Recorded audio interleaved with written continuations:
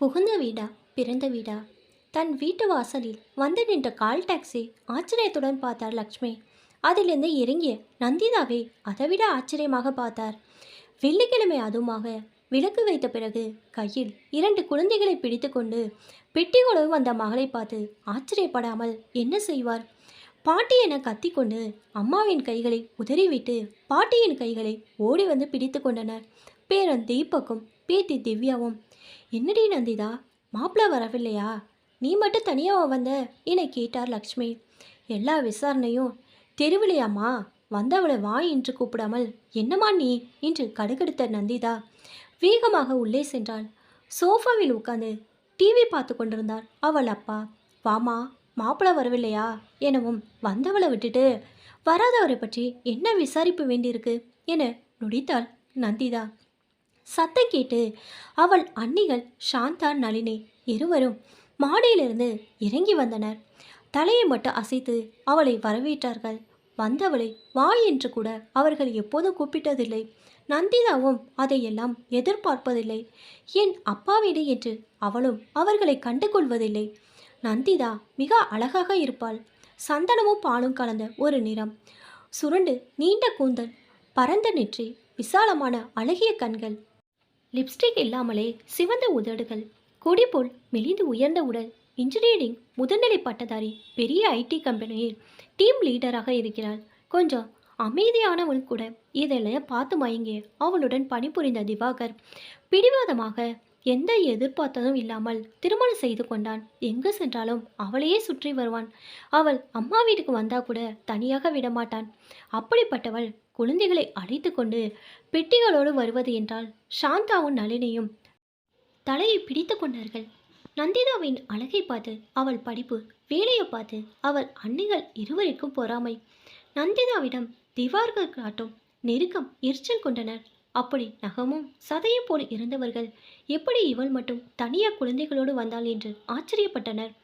புரியாமல் ஒருவரை பார்த்து ஒருவர் ஏழையாக புன்னகைத்து கொண்டு மீண்டும் மாடிப்படி ஏறி சென்று விட்டனர்.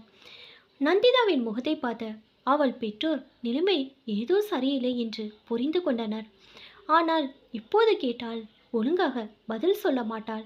நாளை காலை பார்த்து கொள்ளலாம் என அமைதியாக இருந்தார்கள். சாந்தாவால் தன் மனதை அடக்க முடியாமல் நளினியின் அறைக்கு சென்று, நளினி, நந்திதா ஏன் வந்திருக்கிறாள் என்று தெரியுமா என கேட்க, தெரியவில்லையக்கா, ஆனால் நாளை காலை வேலைக்காரி அம்சா வந்தால் கட்டாயம் தெரிந்துவிடும். நந்திதாவின் சிறு வயது முதல் அவள் இங்கே வேலை செய்வதால் அம்மா அப்பாவிடம் சொல்லாதது கூட அவளிடம் ஷேர் பண்ணி கொள்வாளாம் என்றாள் நந்தினி. கத்திரிக்காய் மலிந்தால் கடத்திற்கு வந்துதான் ஆக வேண்டும். நாளை பார்த்து கொள்ளலாம் என அறைக்கு சென்று விட்டாள். அடுத்த நாள் காலை சனிக்கிழமை விடுமுறை ஆதலால் லக்ஷ்மியை தவிர மற்ற யாவரும் கொஞ்ச நேரம் கழித்து எழுந்தனர். வேலைக்கு வர அம்சாவும் வழக்கத்தை விட இன்னும் தாமதமாகவே வந்தாள். யார் என்ன சொன்னாலும் காதில் வாங்கி கொள்ள மாட்டாள்.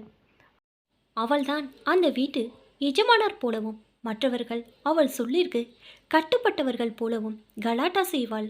நந்திதா அவளுடைய சிறந்த ரசிகை.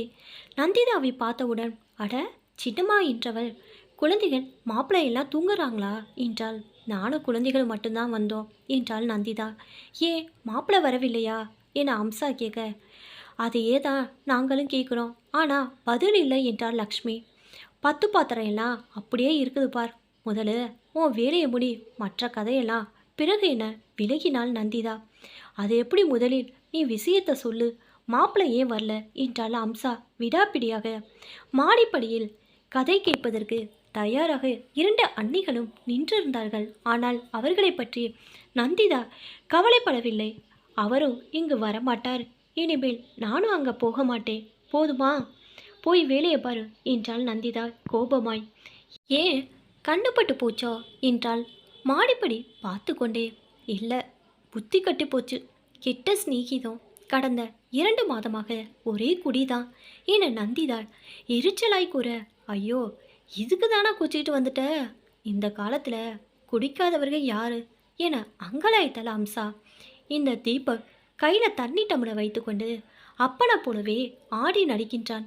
அப்பதான் கோபம் அதிகமாக வந்து சண்டையும் பலமாகி இங்கே கிளம்பி வந்துட்டேன் என நந்திதா கூற, அங்கேயே இருந்து கொண்டுதான் சாதிக்க வேண்டுமே தவிர உன் வீட்டை விட்டுட்டு வரக்கூடாது என புத்திமதி கூறினாள் அம்சா. ஏன், இது கூட என் வீடு தானே என நந்திதா சிரித்து கொண்டே கேட்க, ம் ம் நினப்பு தான் பொழப்பு கெடுக்கும். படித்தவர்களுக்கே கொஞ்சம் மேல்மாடி காலி தான் இங்கே இருந்தால் புலிவால் போல்தான் நீ உன் வீட்டில்தான் தலை. நான் சொல்வது இப்போது புரியாது என்றவள் இருக்கும் இடத்தை விட்டு இல்லாத இடத்தில் பழைய சினிமா பாடலை பாடிக்கொண்டே பாத்திரத்தைக்கு சென்றாள். அவள் சொன்னதை நந்திதா காதில் வாங்கவில்லை. அவள் படிக்காதவள், அப்படிதான் பேசுவாள் என ஒதுக்கினாள். அவன் அம்மாவோ அல்லது அப்பாவோ ஏதாவது சொன்னால், நான் இங்கே இருப்பது பாரமாக இருக்கிறதா, உங்கள் செலவுக்கு நான் பணம் கொடுத்து விடுகிறேன் என்ற சண்டை பிடித்தாள். தங்கள் மகள் பிடிவாதத்தால் எங்க வாழ்க்கையை தொலைத்து விடுவாளோ என அவர்கள் பயந்தனர். பிள்ளைகளும் அம்மா வீட்டில் இருந்து அதே பள்ளிக்கு போக பள்ளிக்கூட பேருந்தில் ஏற்பாடு செய்து விட்டாள். அவளுடன் பேச ஃபோன் மூலமாவோ நேரடியாவோ பலமுறை திவாகர் முயற்சி செய்தும் மறுத்துவிட்டாள். அலுவலகத்திலும் திவாகர் குழுவில் இருந்து வேறு குழுவிற்கு மாற்ற விண்ணப்பித்தாள். வீட்டிலும் ஒரு 10 நாள் தான் நிலைமை ஒழுங்காக இருந்தது. அதன் பிறகு அவள் அண்ணிகள் இருவதும் பேசுவதை நின்றுவிட்டது. அண்ணன்களும் அண்ணிகள் எதிரில் பேசுவதில்லை. தீபக் திவ்யாவுடன் கூட பேசுவதில்லை. அவர்கள் குழந்தைகளும் இந்த குழந்தைகளுடன் சேர்ந்து விளையாட விடுவதில்லை. லக்ஷ்மி தான் இதெல்லாம் கவனித்து வருத்தத்துடன் தன் கணவரிடம் பகிர்ந்து கொண்டார். அம்சாவிடமும் கூறி வருத்தப்பட்டார். ப்ராஜெக்டின் இறுதிக்கட்டமாக அலுவலகத்தில் வேலை இரவு 10 மணி வரை நீடித்தது.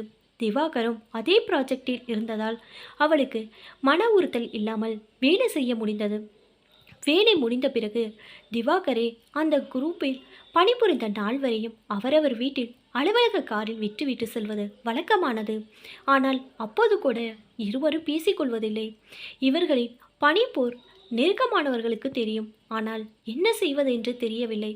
தினமும் இரவு நந்திதாவை வீட்டில் இறக்கிவிட்ட பின் திவாகர் காரில் அமர்ந்து கொள்ள உடன் பணிபுரியும் யாரேனும் ஒருவர் நந்திதா வீட்டினுள் செல்லும் வரை நின்று பார்த்துவிட்டு காரில் ஏறுவது வாடிக்கையானது.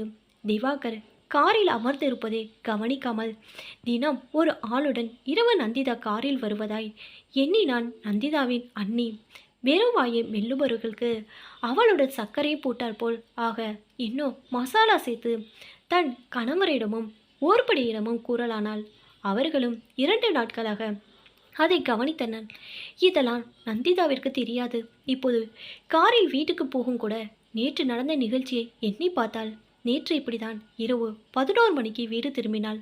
வழக்கமாக அந்த நேரத்தில் தூங்கிவிடும் தீபக்கும் திவ்யாவும் தூங்காமல் அவர்கள் துணிகள் அடங்கிய பையுடன் கிளம்புவதற்கு தயாராக அமர்ந்திருந்தன. ஏன் கண்ணுங்களா, தூங்கலையா, இது என்ன கோண பையுடன் என்றால் சிரித்தபடி. அவர்களை பார்த்தா நிஜமா அவளுக்கு சிரிப்பு தான் வந்தது. அப்பா கிட்ட போகணும் என்றனர் இருவரும் ஏகோபித்த குரலில். என்ன திடீர்னு இந்த நேரத்தில் என திகைத்தாள் நந்திதா. நீ மட்டும் உங்கள் அப்பா அம்மா கூட இருக்கிறப்ப நாங்கள் மட்டும் தாத்தா பாட்டியோடு இருக்கணுமா என்றாள் திவ்யா கோபமாக. சரி சரி, இப்போ திடீர்னு இன்னைக்கு என்ன ஆச்சு என நந்திதா புரியாமல் பார்க்க. நம்ம வீட்டில் இருந்தால் அப்பா தினமும் எங்களை வெளியே கூட்டிகிட்டு போவார். இங்கே ஆன்ட்டியும் அங்கிளும் அவங்க பசங்களை மட்டும் வெளியே கூட்டிகிட்டு போகிறாங்க. பாட்டி சொன்னால் கூட எங்களை கூட்டிகிட்டு போக மாட்டேன்னு சொல்லிட்டாங்க என தீபக் புகார் வாசித்தான். பெரியவங்களை பற்றி அப்படி தப்பாக பேசக்கூடாது, இதுவே முதலும் கடைசிமா எச்சரிக்கை என நந்திதா கண்டிப்புடன் கூற தந்தையிடம் செல்ல வேண்டும் என இரு பிள்ளைகளும் அடப்பிடித்தனர். ஆளுக்கு ஒன்று முதுகில் கொடுத்து இருவரையும் தங்கள் அறைக்கு இழுத்து சென்றாள் நந்திதா. பின்னாலேயே வந்த அவள் தந்தை எல்லா தப்பையும் நம்ம மேலே வச்சுக்கிட்டு குழந்தைகளை அடிப்பது தவறு நந்திதா என போகிற போக்கை சொல்லிவிட்டு போனார். குழந்தைகளை படித்து படிக்க வைத்து இவளும் பக்கத்தில் படுத்துக்கொண்டாள். ஆனால் தூக்கம் மட்டும் வரவில்லை. மனம் முழுவதும் திவாகர் வியாபித்து நின்றான். எவ்வளவு அன்பான கணவன். 24 மணி நேரமும் அவளுடனும் குழந்தைகளுடனும் கொஞ்சி விளையாடி கொண்டு நினைத்தாள். காரி எடுத்துக்கொண்டே இவர்களுடன் சுற்றுவான். அம்சா சொன்னது போல் திஷ்டிதான் பட்டுவிட்டதோ. தலையணையில் முகம் புதைத்து அழுதாள். எங்கிருந்து வந்தான் அந்த நண்பன்? கெடுத்துகள் மொத்தமாக குத்தகை எடுத்தவனோ? ஆனால் அவனையும் இப்போது திவாகருடன் காண்பதில்லை, இப்போது குடிப்பதில்லை என்று திவாகரனும் பேசும்போது எல்லாம் சத்தியம் செய்கிறான். திவாகரனுக்கு இப்போதெல்லாம் ஆன்லைன் மீட்டிங் ப்ராஜெக்ட் வேலைகள் என நேரமின்றி சுற்றி கொண்டிருந்தான் நந்திதா. அவனை விற்று வந்த பிறகு பிரிவின் துயரத்தை மறக்க அவனாக கேட்டு வாங்கிய வேலைகள் நிறைய. பலவாறு எண்ணியவாறே தன்னையும் அறியாது உறங்கினாள் நந்திதா. மறுநாளும் வழக்கப்போல் வேகமாக சென்றது. சிஸ்டர், தூங்கிட்டீங்களா? உங்கள் வீடு வந்துருச்சு என்றாள். அலுவலகத்தில் உடன்பணியும் ஒருவர் தன் எண்ணங்களிலிருந்து விடுபட்டு நிமிர்ந்து பார்த்தாள் நந்திதா. அவளையே பரிவுடன் பார்த்து கொண்டிருந்தான் திவாகர். அந்த பார்வையில் கண்ணம் சிவந்தாள் நந்திதா. உடன் வந்த நபர் முதலில் இறங்கி நந்திதாவிற்காக கார் கதவை திறந்து விட்டாள். காரை விட்டு இறங்கி பார்த்தால் வீட்டு மனிதர்கள் எல்லோரும் வெளியே நின்றிருந்தனர். வீட்டுடன் நுழையும் போது அவளை தடுத்த பெரிய அண்ணன், எவன் கூட வந்தியோ அவன் கூடவே போயிடு. கண்ட நேரத்தில் கண்ட ஆட்களோடு வர உனக்கு இனி இந்த வீட்டில் இடமில்லை என உருமினான். அண்ணா, என்ன வளர்ற? வெளியில நின்றுட்டு எதுக்கு இப்படி பேசுற? எல்லாரும் பார்க்குறாங்க, வழியை விடு என கலக்கிய கண்களுடன் மெதுவாக கூறினாள் நந்தினா. ஓ, உனக்கு மானம் அவமானம் எல்லாம் இருக்கா? ஒரு குடும்ப பெண் வீட்டுக்கு வர நேரமா இது? உன் புருஷன் ஒரு குடிகாரன், நீ ஒரு என்றவன் கோவத்தில் வார்த்தை வராமல் தடுமாறினான். உன் பிள்ளைங்களை அழைத்து கொண்டு போ என்றாள் அண்ணி சாந்தா. அவமானத்தில் கூனை குறுகி நின்றாள் நந்திதா. அதுவரை அமைதியாக காரின் உள்ளே அமர்ந்திருந்த திவாகரன் வெளியே வந்து தன் மனைவியின் தோள்மேல் கைகளை வைத்து லேசாக தட்டி கொடுத்தான். இதுதான் நந்திதா, ஊரு ரெண்டு பட்டால் கூத்தாடிகளுக்கு கொண்டாட்டங்கிறது என்றவன். தீபக், திவ்யா என்று குரல் கொடுத்தான். குழந்தைகளை இருவரும் ஆளுக்கு ஒரு பையை தூக்கி கொண்டு நாங்கள் ரெடிப்பா என ஓடி வந்தனர். பிள்ளைங்களை அள்ளி அணைத்து முத்தமிட்டவன் கையோடு அழைத்து சென்று காரனுள் அமர வைத்துவிட்டு திரும்பி வந்தான். மாப்பிள்ள, ஐ ஆம் வெரி சாரி, கூட வந்தது நீங்கள் தெரியல என நந்திதாவின் அண்ணன் கூற கையை உயர்த்தி அவனை அடக்கினான் திவாகர். தப்பு ஏன் மேலதான். என் மனைவி விருப்பப்படி நான் நடக்கலை, ஆனால் அதுக்காக அவளை நீங்கள் எப்படி வேணாலும் நடத்தலான்னு அர்த்தம் இல்லை என கோபமாய் உரைத்தவன். இனிமேலும் இந்த வீட்டில் இருக்க போறியா நந்து என திவாகரன் அவர் கைகளை பற்றி கேட்க அவன் கையோடு தன் கைகளை கோர்த்தவள் நம்ம வீட்டுக்கு போகலாம் என்றால் அன்போடு அணைத்தவன் மௌனமாய் அவளை நடத்தி சென்று காருனுள் அமர செய்தான். நந்திதா தாய் லக்ஷ்மி ஆனந்த கண்ணீரை துடைத்து கொண்டு சிரித்தாள்.